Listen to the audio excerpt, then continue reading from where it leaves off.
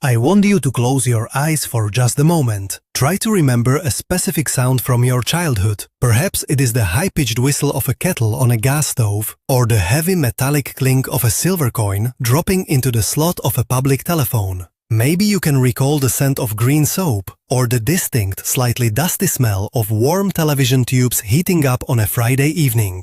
Welcome back to a time when our world was smaller, quieter, and filled with a profound sense of cozy togetherness. Today, we are going to explore 20 normal habits from the 1970s and 80s in the Netherlands. These are the beautiful, everyday routines that defined our youth, things that the children of today will simply never understand.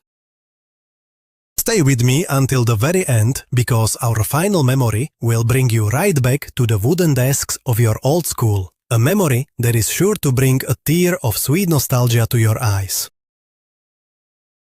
Before we begin our journey, let us take a moment to remember how time used to feel. Back then, time flowed slower, without the frantic rush and constant digital interruptions of the modern world. We had to wait for things, and in that waiting, there was magic. We waited for our favorite television show to air once a week. We waited for the postman to bring a handwritten letter, and we waited for the weekend to enjoy a special treat. Modern society often believes that because we lacked advanced technology, our lives were somehow poorer. But we know the absolute opposite is true. Our lives were incredibly rich in genuine, face-to-face human connection.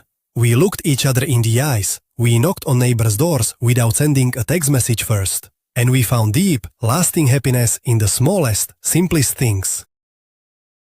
It was an era defined by resourcefulness, thriftiness, and a unique kind of Dutch warmth that wrapped around us like a thick woolen blanket on a cold winter night.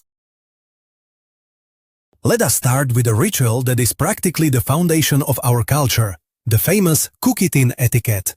Think back to a typical morning or afternoon visit. The coffee was meticulously brewed using a filter, the rich aroma of Douwe Egberts filling the living room. Then, the host would bring out the beautifully decorated metal cookie tin, often featuring painted landscapes or old Dutch masters. The tin would be opened with a satisfying pop and offered to the guests. But there was an unspoken, ironclad rule that every child learned from a very young age. You were allowed to take exactly one cookie. Just one. After everyone had made their careful selection, the lid was firmly placed back on the tin, and it was put away in the cupboard. It was not about being stingy, it was about appreciating what you had.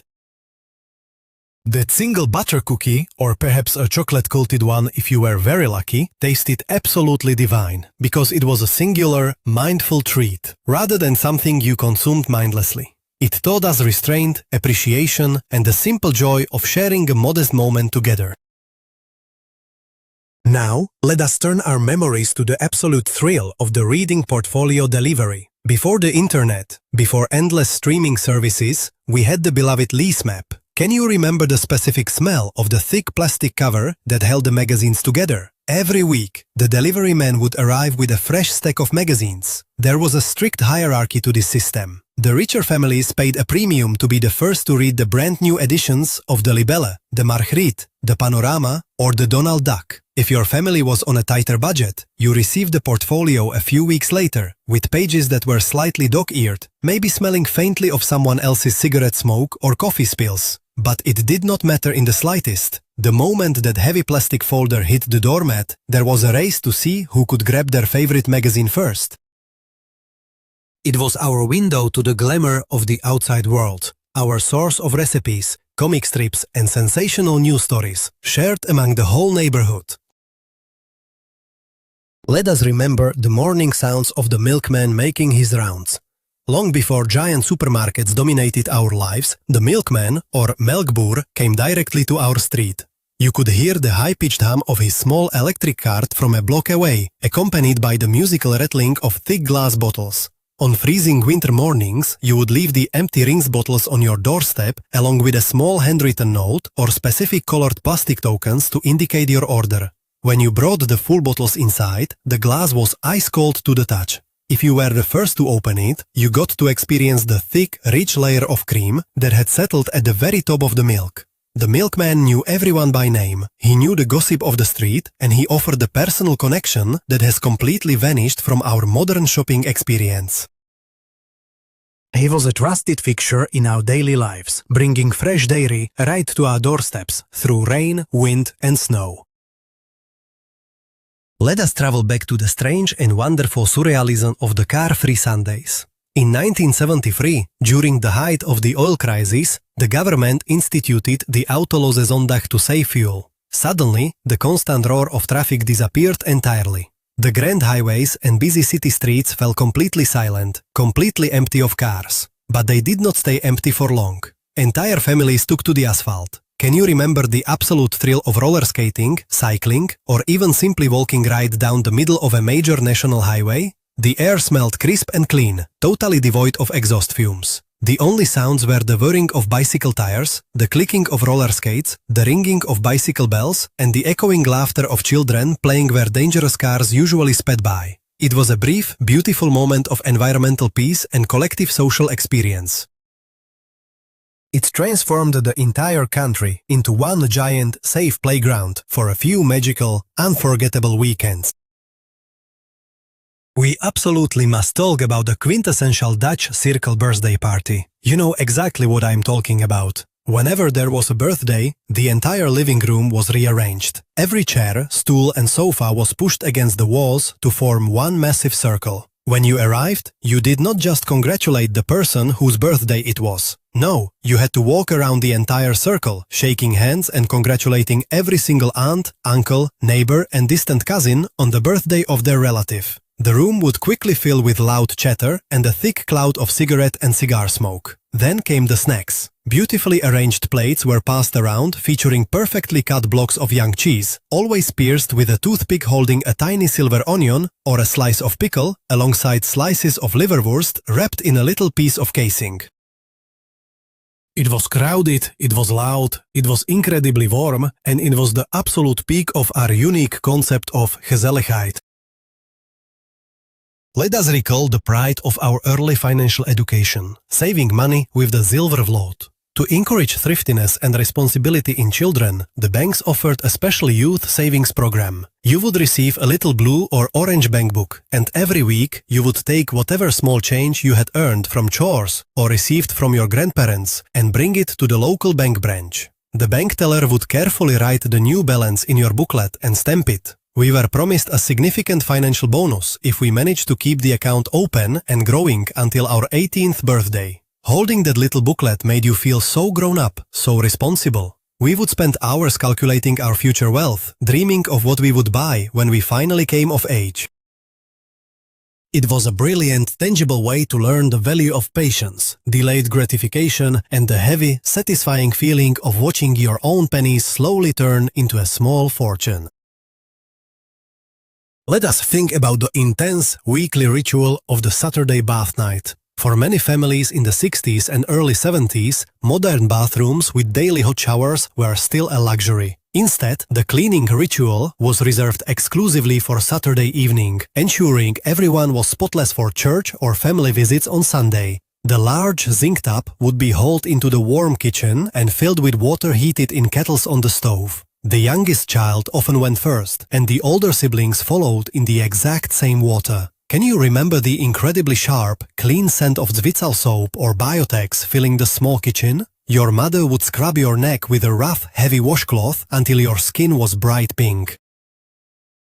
Afterward, you were wrapped in a thick towel that had been dried stiff on the clothesline outside, dressed in freshly washed cotton pajamas, and allowed to sit near the glowing heater with combed, wet hair, feeling deeply clean and incredibly cozy as the weekend truly began. Now let us remember the distinct sensory experience of making a phone call away from home. Long before mobile phones were even a concept, if you needed to reach someone while you were out, you had to find a green telephone box operated by the National Postal and Telegraph Service. Stepping inside that heavy glass and metal booth was an experience in itself. It always smelled slightly of stale cigarette smoke, damp coats and cold aluminum. You had to make sure you had the right coins, usually a kwartje, the heavy, beautiful 25-cent piece. You would drop the coin into the slot, listen for the mechanical clink as it was swallowed by the machine, and then manually spin the heavy rotary dial, waiting for the ticking sound as it returned to its original position after every number. Because every second cost money, conversations were loud, fast, and to the point. When your time was almost up, a harsh warning tone would interrupt the call, forcing you to frantically push more coins in or shout a hurried goodbye before the line went dead. Let us bundle up and remember the magic of natural ice and wooden skates. The winters back then felt much colder, and the moment the local canals and flooded meadows froze over completely, the entire country caught ice fever. We did not have fancy synthetic boots. Instead, we had traditional wooden skates, known as doorlopers. You would sit on the freezing, snowy bank of the canal, your fingers turning blue, while your father helped you tie the thick leather straps tightly over your everyday winter boots. The blades made a very specific, hollow scraping sound as they cut through the natural bumpy ice. The freezing wind would sting your cheeks, but you pushed through the pain. The reward was waiting at a small wooden stall on the ice where you could buy steaming hot cocoa or a thick cup of warm pea soup to thaw your frozen hands. The smell of the cold, crisp air mixed with the scent of wet wool mittens is something that stays with you for a lifetime. Let us switch on the heavy wooden television set and remember the absolute cultural phenomenon that was the weekly music program.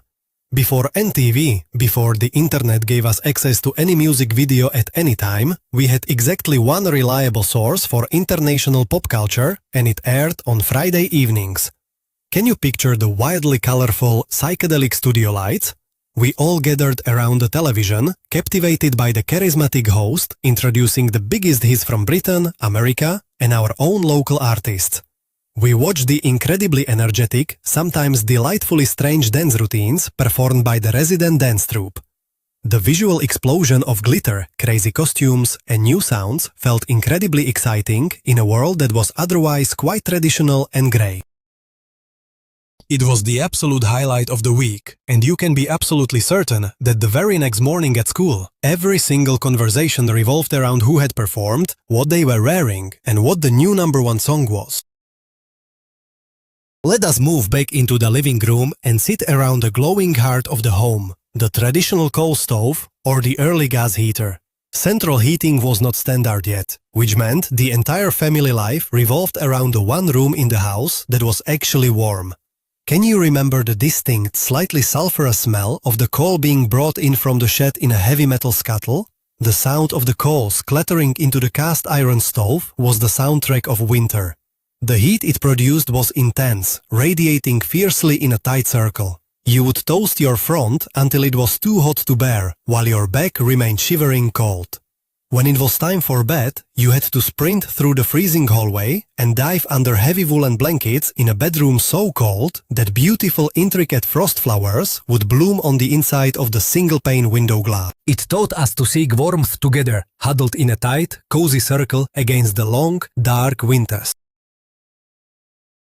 Let us take a trip to the local sweet shop with our pockets full of tiny copper cents. The neighborhood sweet shop, often a small, independently owned store or a branch of a beloved chain, was a literal paradise for a child. You would stand in front of a counter lined with huge, clear glass jars filled with colorful, sugary wonders. You did not just grab a prepackaged bag like today. You had to point. You pointed to the long laces of sweet black licorice, the incredibly tough blocks of salted licorice, the sweet roots you could chew on for hours, and of course, the magical, colorful sheets of edible paper that melted instantly on your tongue. The shopkeeper would patiently take a small, crisp paper bag and use a metal scoop to count out exactly 10 cents worth of mixed sweets. The agonizing, wonderful process of deciding exactly how to spend your small allowance was a lesson in negotiation, desire, and the pure, sticky-finger joy of a simple weekend treat. Let us listen for the rhythmic soundtrack of spring cleaning, the heavy thwack of the carpet beater echoing through the neighborhood. Back then, keeping a spotless house was a matter of immense personal pride. And without powerful modern vacuum cleaners, deep cleaning required serious physical labor. On a crisp Saturday morning, the heavy, intricately patterned woolen rugs were rolled up, carried outside, and draped over a sturdy clothesline in the backyard or hung over the balcony railing. Then, with a beautifully woven wicker tool, the beating began. Thwack, thwack, thwack. The sound echoed down the street, a percussive rhythm that signaled a well-maintained household. You could see thick clouds of dust catching the morning sunlight as they exploded from the heavy wool. It was an exhausting chore, often done by our mothers, but the result was a home that smelled incredibly fresh, airing out the heavy, closed-in smells of the long winter and welcoming the bright, clean air of spring. Let us open up the tin lunchbox and appreciate the humble, unpretentious beauty of the traditional Dutch lunch. Today, people eat elaborate salads and warm meals for lunch, but back then, lunch was a study in absolute simplicity and consistency. Can you smell the slightly metallic scent of the tin lunchbox opening? Inside, resting on a napkin, were a few slices of sturdy brown bread, generously spread with real butter. And the topping was almost always the same, a thick, glorious layer of chocolate sprinkles, or perhaps a single slice of young cheese. The bread was robust, the sprinkles would crunch delightfully between your teeth, and occasionally, a few rogue sprinkles would escape and roll around the bottom of the tin. There was no shame in this simple meal, no desire for culinary extravagance in the middle of the school or workday. It was honest, filling sustenance that gave you exactly the energy you needed to finish the day, a true reflection of our pragmatic national character. Let us sit quietly in the evening light and observe the lost art of the mending basket. We lived in a time before fast fashion, a time when clothes were relatively expensive and meant to last for years. When a sock developed a hole in the heel or a woolen sweater caught on a nail, it was absolutely unthinkable to throw it in the trash. Instead, out came the wooden darning mushroom and the basket full of tangled wool threads, needles and patches. By the warm glow of a single reading lamp, while the television murmured in the background or the radio played quietly, mothers and grandmothers would skillfully weave new threads over the holes, bringing the garments back to life. The repaired heels were often slightly thicker and stiffer, but you wore them with pride. This quiet, meditative evening ritual was a testament to a mindset of care, repair, and deep respect for the materials and the hard-earned money that bought them, a stark contrast to today's disposable culture. Let us remember the physical exertion and the fresh scent of the traditional Monday wash day. Before fully automatic, computerized washing machines became standard, doing the family laundry was a massive, physically demanding event that took up the entire day. The washing machine often only agitated the clothes in hot, soapy water. The real work began with the wringer. Can you picture the heavy metal rollers mounted on top of the machine or the sink? You had to carefully feed the soaking wet, heavy cotton sheets and towels between the rollers while turning a heavy crank by hand to squeeze the water out. It was exhausting work and you had to be incredibly careful not to catch your fingers in the mechanism. But the reward was taking those heavy, damp sheets out to the backyard, pinning them to the clothesline with wooden pegs, and letting the fierce Dutch wind whip them dry. Sleeping on those crisp sun and wind-dried sheets that night was a luxury no modern fabric softener can ever replicate.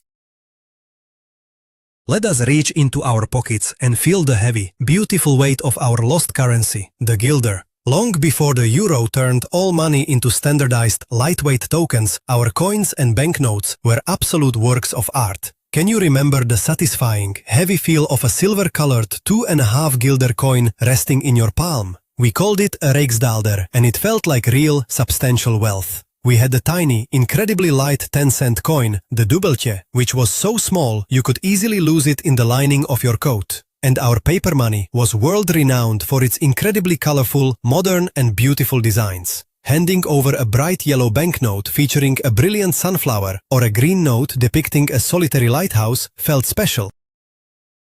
The distinct clinking sound of those specific coins in a leather purse is a sensory memory that instantly transports anyone from that era right back to a busy street market in the 1970s. Let us talk about the textures and sounds of childhood fashion, specifically the reign of corduroy and knee socks. In the autumn and winter, it seemed like every child was dressed in incredibly sturdy, thick-ribbed corduroy pants. They were practical, they hid dirt well, and they were nearly indestructible, passing from older sibling to younger sibling until the knees were entirely worn smooth.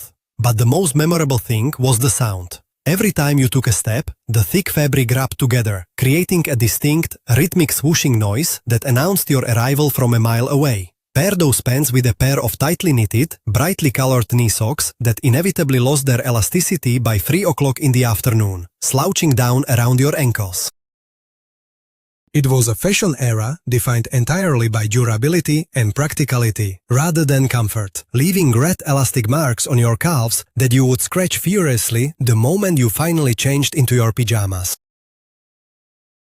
Let us end the work week with the ultimate Friday night indulgence, pouring a hot snack straight out of a glass wall. The Automatic is a brilliant, uniquely Dutch invention that still exists but felt incredibly magical back then. After a long week, you would walk into the brightly lit snack bar. Instead of waiting in line, you would walk up to a wall of small, individual heated glass compartments. You would slide the exact heavy coins into the metal slot. With a loud, mechanical click, the lock would release. You open the tiny glass door, and a wave of heat carrying the scent of deep-frying fat, nutmeg, and meat ragu would hit your face. Pulling out that piping hot, perfectly crispy croquette with a little paper napkin was a moment of pure, unadulterated joy. Eating it on the street corner, in the cold evening air, burning your tongue slightly on the creamy filling, was a shared cultural experience, a small, affordable luxury that perfectly kept off the week. Finally, let us walk into a classroom of the 1960s or early 70s, where the scent of ink and old paper hung heavily in the air. We sat at heavy wooden desks that were often bolted to the floor, arranged in perfectly straight rows.